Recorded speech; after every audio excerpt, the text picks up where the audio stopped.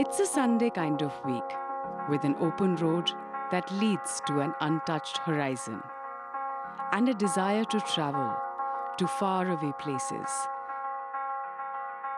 to discover new landscapes, to escape from reality. I've been traveling far and wide for over a decade, and long after the physical spaces start to fade, what remains are the people and their stories. It's time to head out on another journey, this time in search of those stories.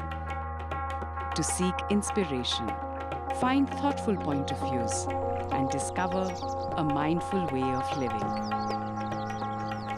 And the best place to start is always the heart. I'm starting with Madhya Pradesh, the heart of India. The plan is to end up in the Malwa Plateau by the banks of Narmada after having travelled across the state east to west, starting in Bundelkhand. It's well after the monsoon months, but MP is still dressed in its lush best. Given that the state has the largest forest cover in terms of area in the country, it's no surprise that it attracts an equally large number of wildlife enthusiasts. And I'm no different. Like most travelers, my reason for visiting Bundelkhand is the region's national parks, the one place I'm happy to queue up at the crack of dawn.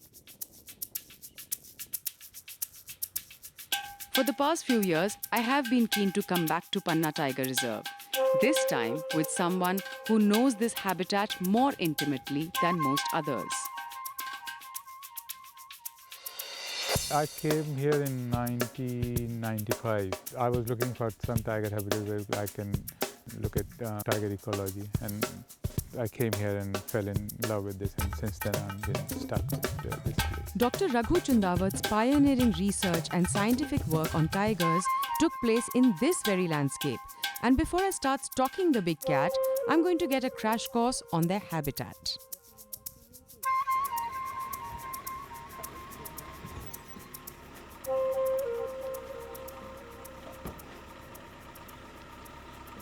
We are now in the kind of heart of Panna Tiger Reserve.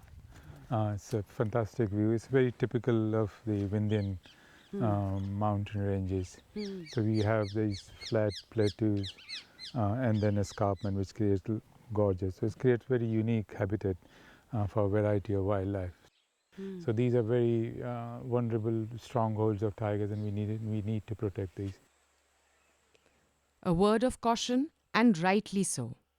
Panna has had a history of losing all its tigers to poachers. As a result, the number of visitors started dwindling. Dr. Chundavat explained how tourism is a very important tool in conservation as well as poverty reduction of the local community.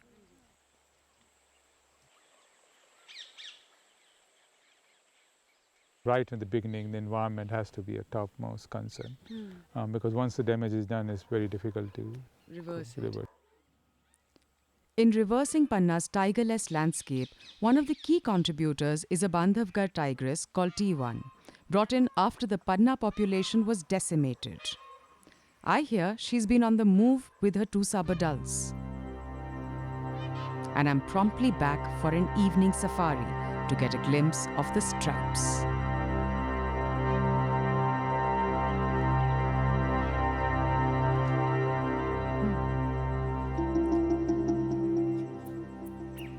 Within minutes, there she is.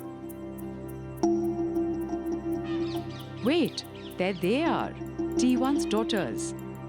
The two sisters are in their playground, while Tiger Mother is out to fetch lunch for the family.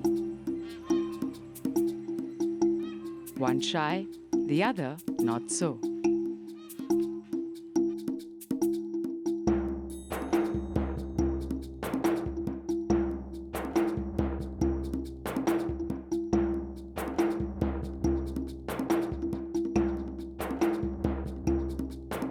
It's going to take decades of providing a secure home to live, hunt, and breed in for this lineage of Panna tigers to have a stable population.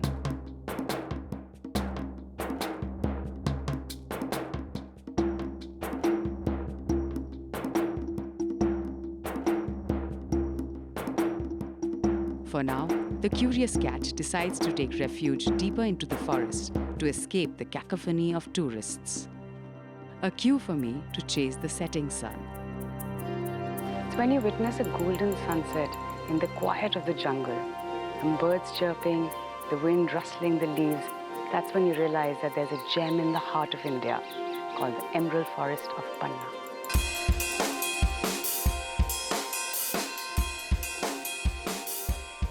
Long conversations about the new generation of Panna tigers with my hosts Raghu and his partner Joanna. She's a wildlife filmmaker with 4 decades of experience in India. And that's the thing with wildlife holidays. They always spill out of the forest into tales exchanged over a fire.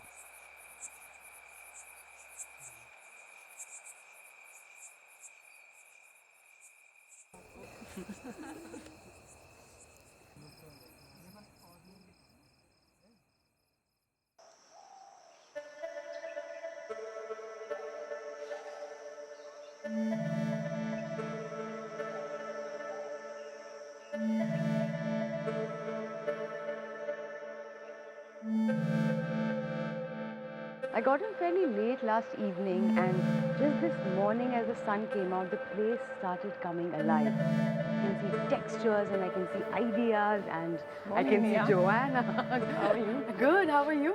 Very fine. You slept well? Slept very well. I have to say, it's absolutely stunning, this place. We have a very lovely location. Both Raghu and I come from wildlife background, so he had this study in the national park, which is the connection we had to this area for 10 years. And I come from a wildlife documentary background, so when the research project came to an end, we wanted to continue working with conservation, with the community around here that we got to know many years here. So we thought a hotel would be a very good symbiotic way of doing that. The word hotel just touches me. Well, that's why we call it the Sarai. Joanna and Raghu opened the Sarai at Doria village for guests in 2010 to share this stunning space and the experiences they've gathered over the past 2 decades. So this was one of Raghu's study tigers. She was a tigress that lived in this lower area. She was known as Ruby. And this was a guy, a young male, who had one tooth was broken, so he called it broken tooth. And they were consulting together. Looks like they're kissing. A wholesome breakfast out in the open and endless chatter about this space. Joanna and Raghu and their architectural team have done an extremely creative job with landscaping as well as the use of natural building materials at this 100% solar-powered outfit. My favorite feature is this bridge, which of course has its very own story. There used to be one very small crocodile that lived here for quite a while, but because the water goes down, and we used to see it lying on this bank. In the off-season, when this floods, huge crocodile lying on the bridge itself. No, right? I mean, in the water, it was So underwater. the water comes up really high, is it? And one year it came even over the top of this. On another part of the property, the men are hard at work. Under Raghu's keen supervision, a local meal of puris with homegrown kaddu is being put together. But I'm not done with my tour of Sarai just yet. We decided that mud is what we wanted to build. So we did it in the local way, which is basically just to slap on the mud 1 foot at a time and then let it dry.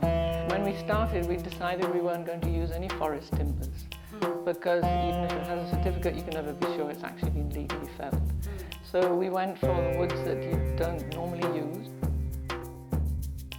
What's interesting is how many people actually remark on the attention to detail. When they come, a lot of them are worried because there's no air conditioning and things, and they think it may be rather basic. And it's nice for us when they realize that actually, you don't need all your double basins and marble floors and whatever to actually have all the comforts.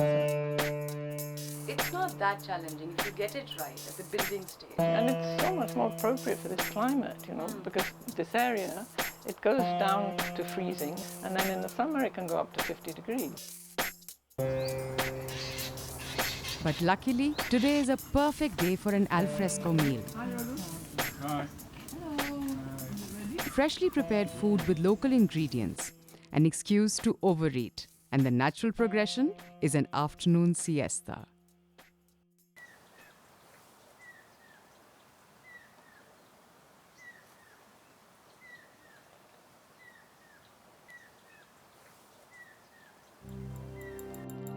Evenings in Panna have to be kept for Karnavati, or Ken as most people call it. It's one of the cleanest rivers in India, and this water body has just crossed 55 kilometers from the Panna National Park.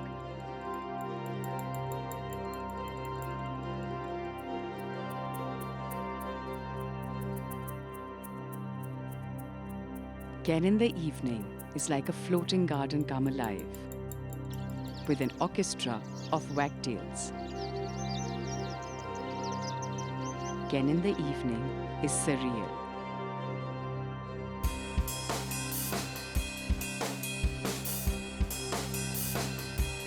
And I drift away towards day end with wanting to push my privilege just a little longer than that of a fleeting traveler.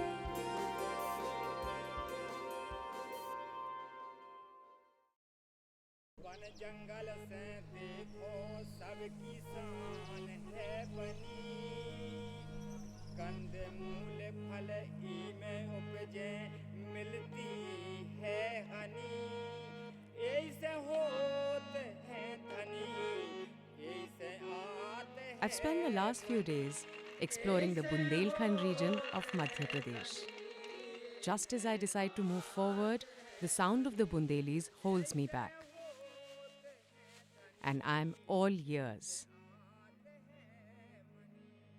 जैसे कोई पढ़ा लिखा नहीं है ज़्यादा या जो किसानी करता है तो उसके लिए क्या है पर्यावरण ही सब कुछ है, जंगल ही सब कुछ है।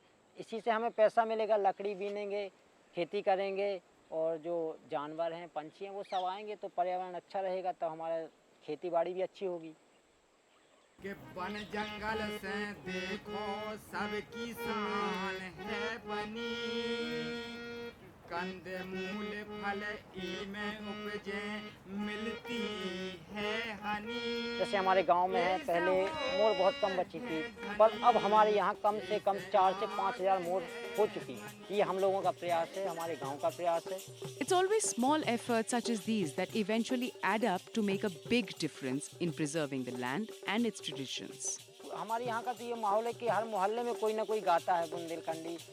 हमने देखा कि आज जो कुछ ऐसी प्रथाएं, जैसे मान लीजिए पाल होते हैं जो हमारे यहाँ गढ़ेरिया, उनका जो गायन है वो एकदम से विलुप्त होता जा रहा है, क्योंकि जो उनके जो पुराने लोग थे वो तो गा रहे हैं, नए लड़कों में वो चीज़ नहीं है। हम लोग वही चाहते हैं कि जो ये जो विलुप्त होने के कगार पे बुंदेलखंड की चीज़ें, उसको हम आगे बढ़ाएं।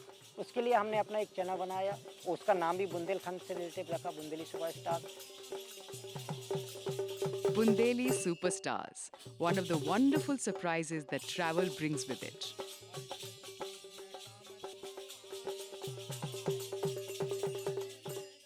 On that happy note, I continue my journey westwards.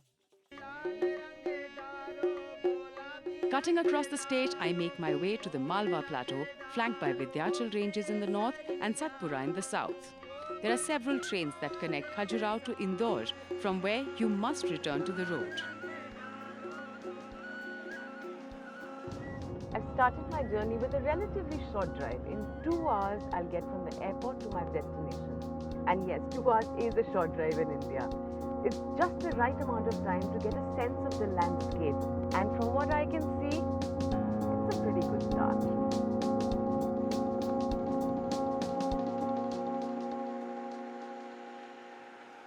The second largest state of India makes it hard to pick just a few places to visit. But on my pre-travel research, I'd found out that 10 river basins crisscross Madhya Pradesh's landscape. And there I knew I'd have to visit the lifeline of Madhya Pradesh, Narmada.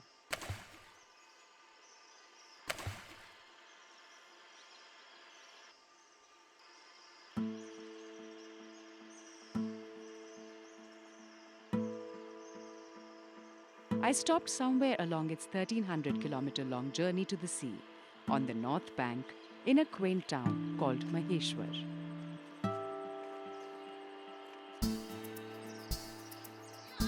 Golden mornings with their secret windows, revealing how everything in this town happens by the water. Busy people, lazy boats. An odd traveller and an inviting heart.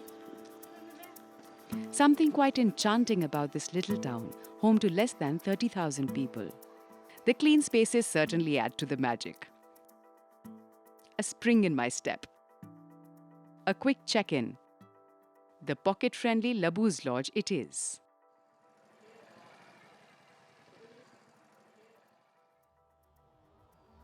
Room is right in the middle of the city on the road. This looks really interesting. I think worth an Instagram story? I think so. A quick social media update on the way up and... Clearly, I wasn't prepared for this. Nor was I prepared for the heat. Of course, I'm in the Khargon district bordering Nimar. The southwestern region of Madhya Pradesh is one of the hottest parts of central India. The local favorite of poha and jalebi suddenly makes sense with this weather. Having tucked in on the snack, I'm drawn to the ghats for the cool breeze of Narmada.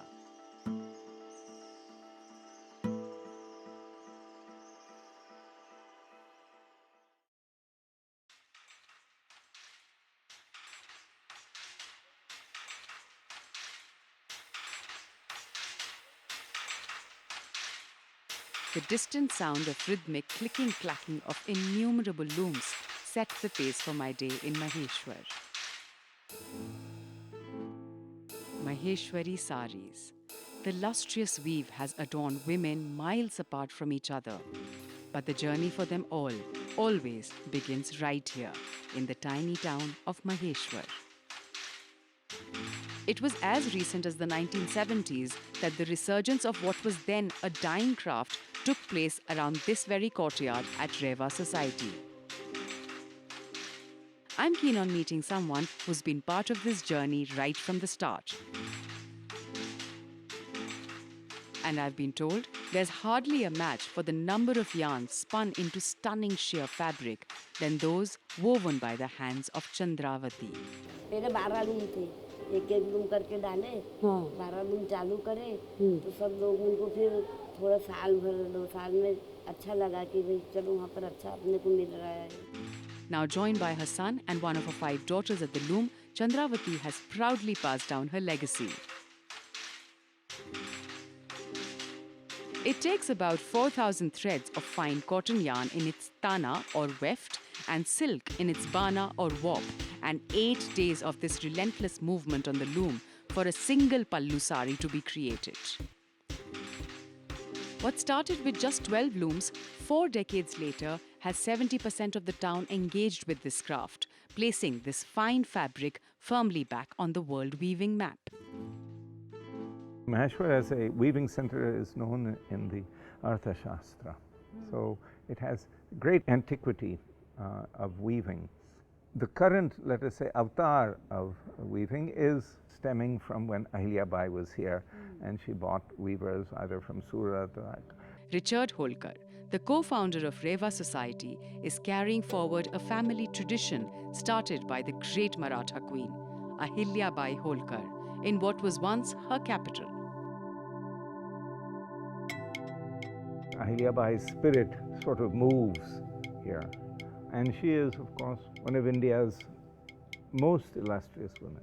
Her being here, I think in many ways energized me to think really more concretely about the nature of heritage. Under her patronage, weavers prospered and life flourished in this ancient town. The Kashi Vishwanath temple stands as testimony to her true devotion to Lord Shiva. Just as intricately carved scenes of wrestling matches and marriage ceremonies inside the fort walls depict life in another times.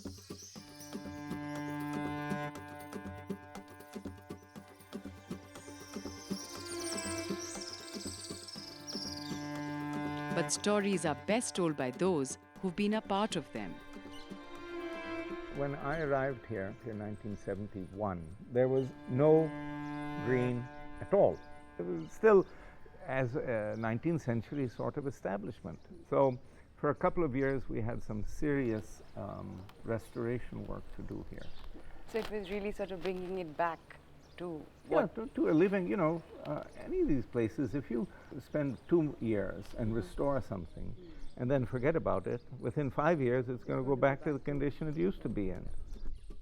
It made so much sense to make it into a living place where people are living and enjoying, feeling the place.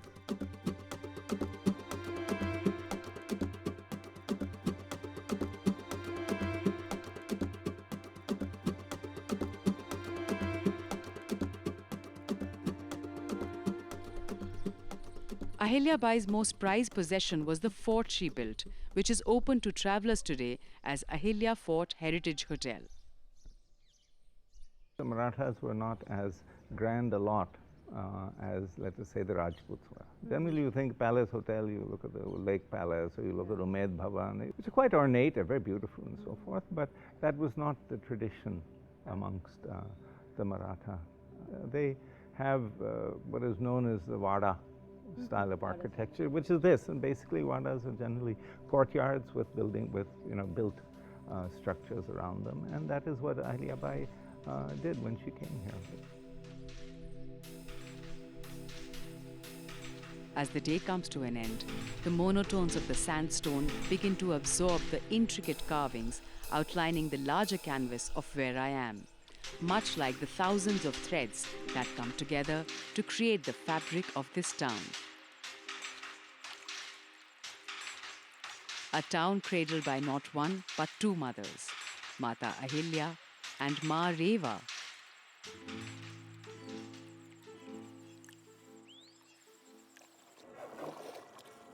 There's something quite reassuring about Narmada that gently flows by. Perhaps it's the steady beat of her heart.